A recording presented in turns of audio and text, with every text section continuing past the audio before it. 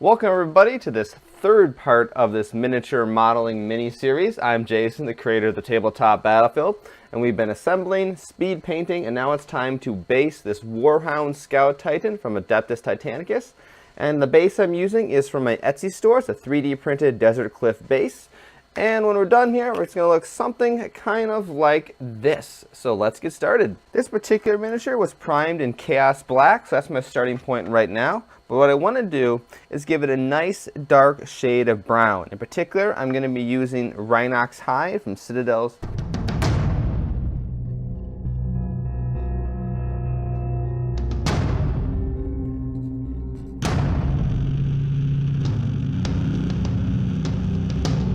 Alright, so the dark base layer is pretty much all dry.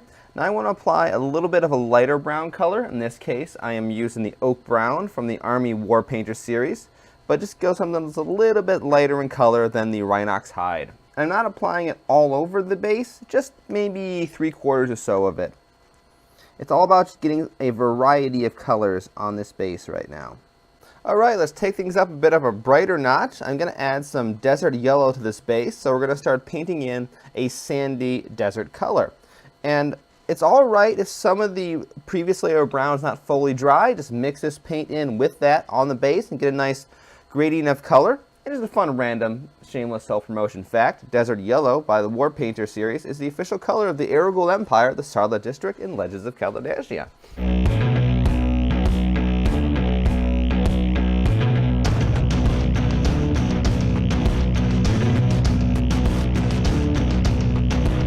And if you do get a little bit of the paint on the miniature's feet, that's not a big issue because, right, he's kind of walking through this sandy, muddy environment, so it's not surprising that his feet would pick up a little bit of the color of the surrounding terrain.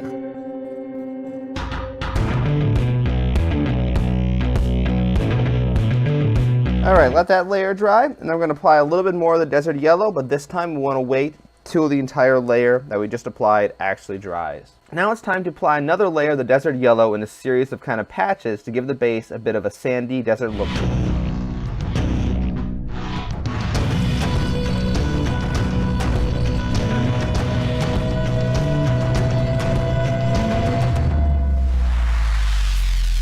Well, that is looking pretty good. So now while this layer is still a little bit wet, let's have a bit of fun. Let's mix in a little bit of red. In particular, I'm going to be using some Evil Sunz Scarlet Red and just give the base of just a small amount of red in order to tint some of the yellow orange. So you get kind of that orangish yellow bright red look that you sometimes see in desert photographs.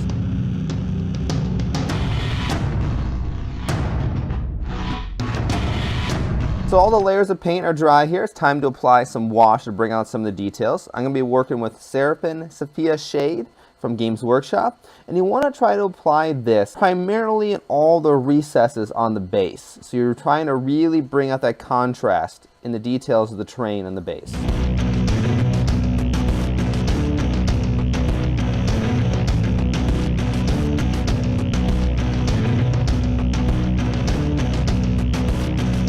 Wash to bring out some of the details in the base is done and is all dried. So let's go ahead and start applying some of the texturing to this miniature. And for that, I'm going to first use some Mod Podge to apply basically a glue-like substance to the base. You can use PVA glue or whatever you have laying around, doesn't matter. I just have some Mod Podge at the moment.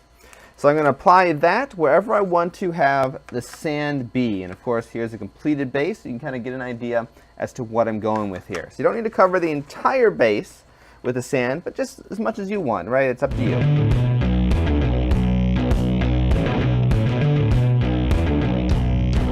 I like that coverage there. Now it's time to apply the sand. It doesn't really matter what you want to use for the sand. I've got some Games Workshop sand here I actually bought secondhand a while ago and got it relatively cheap.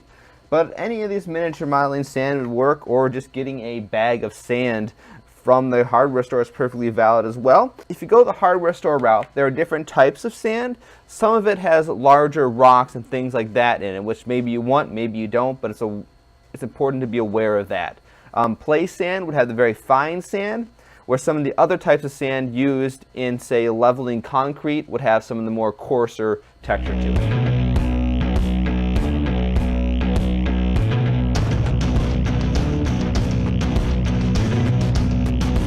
Well, it looks like that all the sand is dried. Now we want to give the sand a little bit of interesting color. So I find that applying a wash of Seraphim Sophia over a large portion of the sand will not only bring out some of the texture in the sand, but also kind of vary up the color a bit.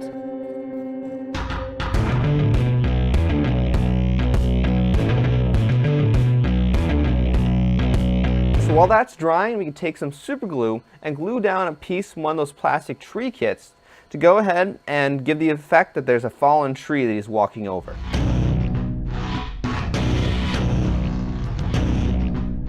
In fact, let's have some fun and make it look like he stepped on the tree and just smashed it down and he's walking along.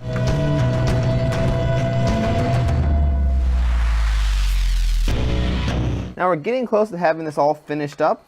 Now I'm going to take a few more pieces of this clump foliage and I'm going to place it around the base as if it's little bushes growing in the desert.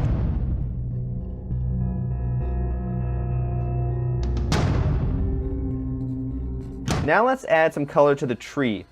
Let's use some oak brown as well as some rhinox hide to give a little bit of variation of brown colors to this tree.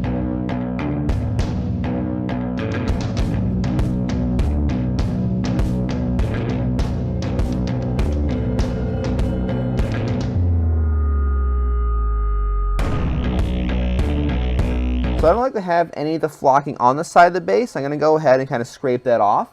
And then once that is done, the next step is to apply a nice flat black color to around all the edges of the base.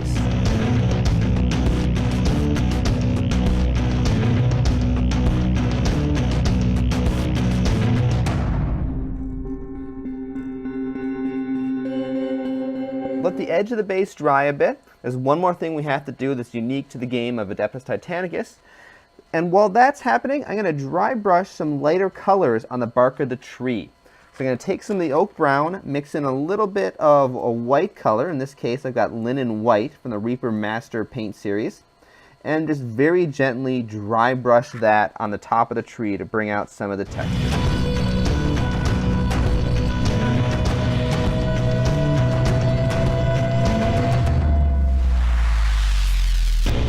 To finish the tree up, I want to apply a dark wash also to bring out some contrast in the details.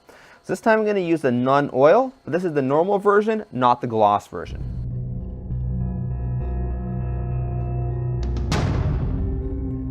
The final step for this miniature is that we want to mark the center of the front of the miniature. Now in Adeptus Titanicus, the direction of the miniature does matter. So even though it doesn't say specifically in the rule book how to mark your miniatures, we do want to have something that identifies where the center of the miniature is so we can line up certain tokens for movement as well as firing. So I'm just going to take a bright blue color, in this case Temple Guard blue, and I'm going to make a little stripe wherever I decide that the middle of the front of the miniature is going to be. And I'm going to make that on the edge of the base.